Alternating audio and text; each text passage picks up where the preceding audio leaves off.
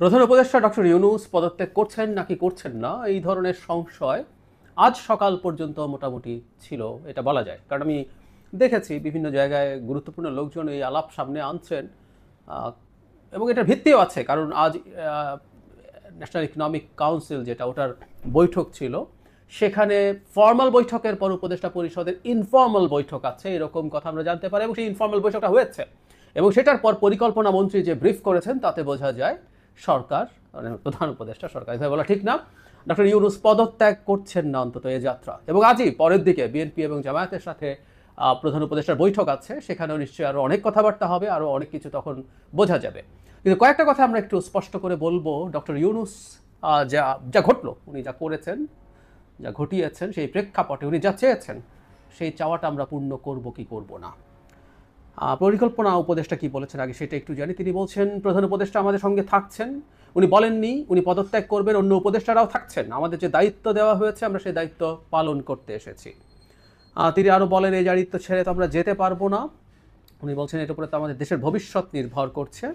যেসব প্রতিবন্ধকতা আছে সেই প্রতিবন্ধকতাগুলো নিয়ে তারা আলোচনা করেছেন। তিনি বলেন বড় পরিসরে আগামী নির্বাচন এবং একটি সুশাসিত গণতান্ত্রিক ব্যবস্থায় উত্তরণের জন্য যে ধরনের ক্ষেত্র তৈরি করা দরকার, সে কাজেও কী কী প্রতিবন্ধকতা কোথা থেকে আসছে সেগুলো আমরা চিহ্নিত করার চেষ্টা করছি। এবং উনি লক্ষ্য অর্জনে সবাইকে একসাথে হতে বলছেন, এবং বলছেন এটা তো আমাদের একার দায়িত্ব না। আমি এইটুকুতে আপাতত থামি। উনি আরও কিছু কথা বলেছেন আমাদের প্রধান উপদেষ্টার সাথে রিলেটেড কথা এগুলো। প্রধান উপদেষ্টা যখন পদত্যাগ করতে পারেন এই সম্ভাবনার কথা বলছেন জনাব নাহিদ ইসলাম তার সাথে দেখা করার পর, তখন একটা ভিডিওতে আমি বলেছি যে দুটো অপশানই আছে, আসলে বেশি অপশান নাই। একটা হলো উনি সত্যি পদত্যাগ করতে চান, উনি খুবই ক্ষুব্ধ হয়েছেন দৃশ্যত সেনাবাহিনী প্রধানের বক্তব্য, এবং বিএনপি দুদিনের জন্য মাঠে ছিল। এর আগে শত শত লোক, শত শত বার মাঠে নামা হয়েছে, 2-4 জন 10 জন মিলেও ঢাকা ব্লক করে দেওয়া হয়েছে। উনি রাগ করেননি। উনি বিএনপি যখন নেমেছে, বিএনপিও এই অর্থে না, ইশরাকের কিছু সমর্থক ভিন্ন ব্যানারে হলো, ওনারা বিএনপিরই লোক, আমরা এভাবেই পড়বো এটাকে। তো এটা উনি খুবই ওনার খারাপ লেগেছে, ওনাকে কাজ করতে দেওয়া হচ্ছে না। তখন বলেছিলাম যে উনি যদি সত্যিই চলে যেতে চান সেটা খুবই শিশুতোষ আচরণ হবে। এরকম খুবই টার্মোয়াল একটা টাইমে তিনি এই দায়িত্ব নিয়েছেন, এবং এই দায়িত্ব নেওয়ার পর তার এই ধরনের আচরণ কোনোভাবেই করা উচিত না। আর একটা অপশন ছিল যেটা এক ধরনের ড্রামা, এক ধরনের চালাকি, যেটার মাধ্যমে আসলে উনি এই পরিস্থিতি তৈরি করলেন so that all the people gate frightened. কেন তারা ভয় পাবে? যে উনি যা যা করতে চান তাকে ব্ল্যাঙ্ক চেক দিয়ে দেওয়া হয়। এটা উনি হয়তো আরেক দিক থেকে চেয়েছেন, এটাই সম্ভবত তার চাওয়া বলে আমার ধারণা। আমি ব্যক্তিগতভাবে মনে করি একটা কথা খুব ক্লিয়ার, প্রধান উপদেষ্টা থাকতে হবে, থাকা উচিত হবে, সেটা আমরা মনে করি। আমি প্রথম থেকে এই কথা বলছি। সব কিছুর পরও আমি মনে করি আমাদের এই যে ডেমোক্রেটিক ট্রানজিশনটা, সেটা ডক্টর ইউনূসের হাতেই হওয়া উচিত, and he is the still so far the safest person.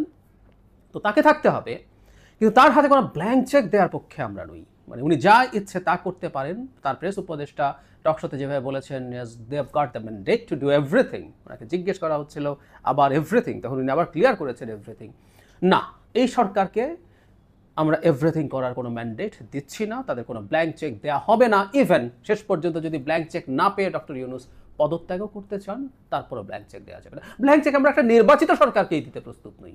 বহু হয়েছে, প্রত্যেকটা নির্বাচিত সরকার সব কিছু করতে পারে। বিজেপির গত সরকারটার কথা বলছি, সবচেয়ে বেশি আসন নিয়ে ইতিহাসে তাদের এবার তো কমে গেছে, তার আগে সরকারটার কথা বলছি, এককভাবে সংখ্যাগরিষ্ঠতা, তার দলসহ সংবিধান সংশোধন করার মতো পরিস্থিতি নিয়ে ক্ষমতা এসেছে, তার জোট সহ।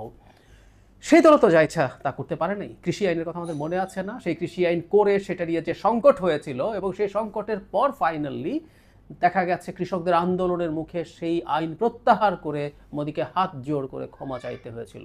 সো চাইলেই যে কোনো কিছু বা এভরিথিং নির্বাচিত সরকারই পারে না। আর এখানে একটা অনির্বাচিত সরকার, এবং শুধু সেটা না, যে সরকারটা কিছু ভেস্টেড ইন্টারেস্ট গোষ্ঠীর খপ্পরে পড়েছে, এটা স্পষ্টভাবে ভিজিবল এখন, সেই সরকারকে সব কিছু ছেড়ে দেওয়ার কোনো মানেই আসে না, প্রশ্নই ওঠে না। আমরা তাকে ব্ল্যাঙ্ক চেক দেব না, সরি। ডক্টর ইউনূস খুবই সম্মানিত মানুষ, ওনার অনেক অর্জন আছে, অসম্ভব প্রতিভাবান মানুষ। সারা পৃথিবীতে এরকম জায়গা খুব প্রতিভাবান না হলে কেউ পেরে ওঠেন না। কিন্তু আমাদের একই সাথে মনে রাখতে হবে, বাংলাদেশের মতো খুবই কমপ্লেক্স একটা দেশ প্রশাসন চালানো, আর উনি এতদিন যা করেছেন তার সাথে হিউজ ডিফারেন্স আছে, এবং উনি দৃশ্যত এতে খুব বাজেভাবে ফেইল করেছেন। আমি মাথায় রাখছি শেখ হাসিনা কী পরিমাণ ক্ষতি আমাদের করে দিয়ে গেছেন, সেই জায়গায় দাঁড়িয়ে তিনি কাজ করেন। সেই জায়গায় দাঁড়িয়েও এর চাইতে ভালো কাজ করা বা ভালো আউটপুট দেওয়া খুবই সম্ভব ছিল। কিন্তু সব কিছুর পরও, বিশেষ করে ভারত আমাদের উপরে যে পরিমাণ হোস্টাইল ছিল শেখ হাসিনার পতন এবং পালিয়ে যাওয়ার পর, সেটাকে নিউট্রালাইজ করার জন্য তার অসাধারণ ভূমিকা আছে। তার মতো একটা ব্যক্তিত্ব আমাদের মাথার উপরে থাকার কারণে আমরা এই ঝড়ঝাপটাগুলোতে কম ভুগেছি। ঝামেলা করছে ইন্ডিয়া, কিন্তু এটা একেবারে ডেভাস্টেটিং ডিজাস্টারাস কিছু হয়নি ডক্টর ইউনূসের কারণে, কোনো সন্দেহ নাই। আমাদের এই ঋণ তার কাছে আছে, সেটা উনি দায়িত্ব নিতে চেয়েছেন, দ্যাটস ফাইন। কিন্তু উনি দেশ ভালো চালাচ্ছেন না, এবং আইদার তিনি নিজে এই খেলার অংশ, অথবা যারা এই খেলাটা খেলছে তাদের খপ্পরে তিনি পড়েছেন, পড়ে এই দেশটাকে নিয়ে রীতিমতো কিছু নার্সিসিস্ট, কিছু রাইটিস্ট লোক মিলে এই দেশটাকে একটা খুবই বাজে গন্তব্যের দিকে নিয়ে যাওয়ার চেষ্টা করছে এখনও। সেটা হলো তারা নির্বাচন পিছিয়ে দিতে চায়, তারা ক্ষমতায় থাকতে চায়, ক্ষমতা উপভোগ করতে চায়, এবং একটা নির্বাচনী ব্যবস্থার মধ্য দিয়ে যেভাবে পাওয়ার ট্রানজিশন হওয়ার কথা সেগুলো সব হ্যাম্পার করতে চায়। এবং আমরা কে না জানি এইসব ক্ষেত্রে মাঠে ইসলামিস্ট র্যাডিক্যালদেরকে নামানোর চেষ্টা আছে, এবং ডক্টর ইউনূস তাদের বিরুদ্ধে কোনো কিছু কখনো করেন নাই। এবং আমাদের এটুকু না বললেই নয়, বাংলাদেশে একটা খুবই রাইটিস্ট লোকজনের বাড়বাড়ন্ত আছে। এটা যদি দেখা যায়, এটার বেনিফিট ভারতের সবচেয়ে বেশি হয়, তার অভ্যন্তরীণ পলিটিক্স, এবং ভবিষ্যতে বাংলাদেশে ঝামেলা তৈরি করার জন্য আন্তর্জাতিক যে সমর্থন দরকার সেটাও সে পেয়ে যাবে। হাসিনা ভালো ছিল না, কিন্তু হাসিনা যাওয়ার পর এখানে রাইটিস্ট লোকজন মাথাচাড়া দিয়েছে, এই ন্যারেটিভটা ওয়েস্ট খাবে। সুতরাং যারা অ্যাপারেন্টলি ভারত বিরোধিতা করে কিন্তু এগুলোর পক্ষে সাফাই গায় বা এগুলোকে উস্কে দেওয়ার চেষ্টা করে, তাদের ব্যাপারে আমাদের সতর্ক থাকা দরকার। সো এখানে অনেকগুলো পরিকল্পনা আছে, ক্ষমতা শুধু এক্সটেন্ড করা না, এখানে আরেকটা পরিকল্পনা আছে বলে আমরা বুঝতে চাই। শুধু সেটা না, এমন সব ইস্যুতে, এই যে মিয়ানমার করিডোর নিয়ে বা এরকম আরও কতগুলো পলিসি ইস্যুতে সরকার ঢুকছে, বিশেষ করে মিয়ানমার করিডোর, যেটা বাংলাদেশকে একটা যুদ্ধাবস্থায় নিয়ে যাবে, এবং এটা পরিকল্পিতভাবে এই যুদ্ধাবস্থা তৈরি করার চেষ্টা হচ্ছে বলে আমি মনে করি। আমি বিশ্বাস করি ডক্টর খলিল এটার গুরুত্বপূর্ণ পার্ট, এবং তিনি somehow make doctor Yunus convinced. এখানেও অবশ্যই একই কথা, উনি এত কনভিন্সড হবেন কেন? উনি যদি নিজে এগুলো নাও বোঝেন, ওনার এই পলিসি ডিসিশনগুলোতে যাওয়ার দরকার নেই, একদম না।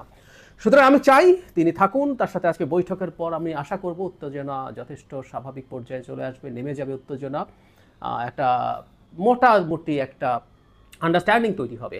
সবচেয়ে বড় দল বিএনপি কতটুকু ছাড় দেবে, জামায়াত কী করবে, এনসিপি কী করবে, সরকার কী করবে। তবে এটা জরুরি কথা, সবাইকে ছাড় দিতে হবে। ডক্টর ইউনূসকে ব্ল্যাঙ্ক চেক দেওয়া যাবে না, যত বড় ব্যক্তিত্বই তিনি হন না কেন। কেউ ব্ল্যাঙ্ক চেক পাওয়ার যোগ্য নন, পৃথিবীতে কোনো ব্ল্যাঙ্ক চেক পাওয়ার যোগ্য মানুষ থাকে না, কখনো না। আমরা ডেমোক্রেসির কথা আসলে এই কারণেই প্রায় বলি যে এটা শ্রেষ্ঠতম সিস্টেম না, ফর শিওর, কিন্তু এখানে মানুষ যখন আসে, ভুল ভ্রান্তি যখন করতে থাকে, তখন নানান কিছু বিরোধী দল আছে, মিডিয়া আছে, শোরগোল করতে থাকে। মানুষের হাতে এক ধরনের শক্তি থাকার কারণে কেউ চাইলেও ডিজাস্টার ঘটানো কঠিন হয়ে যায়, পারবেই না তা বলছি না, কঠিন হয়ে যায়। তো সুতরাং এই কারণেই হয়, পৃথিবীতে কোনো দেবতা নেই যিনি রাষ্ট্রের দায়িত্ব নেবেন এবং নিখুঁতভাবে সব সঠিক সিদ্ধান্ত নেবেন, নো ওয়ে। আমরা প্রধান উপস্থিত দেশটাকে অবজার্ভ করব তিনি সব ঠিকঠাক মতো করছেন কিনা, এবং যে গোষ্ঠীটার কথা বলছি সেই গোষ্ঠীটাকে তিনি তার সাথ থেকে সরাচ্ছেন কিনা, তার ভিজিবল কতগুলো সিগন্যাল আমাদের দেখতে হবে। তাকে এটা করতেই হবে। তিনি এটা যদি না করেন তাহলে আমাদের কাছে মনে হবে যে তিনি একই জায়গায় আছেন। সো সমস্যার সমাধান যতটুকু হয়েছে, ভবিষ্যতে এই সমস্যাটা আবার হবে কি না, এটা সব পক্ষের এটার দায় আছে আমি মানি, কিন্তু প্রধান দায় এবং প্রধান সদিচ্ছা লাগবে প্রধান উপদেষ্টার, তাকে সেটা দেখাতে হবে।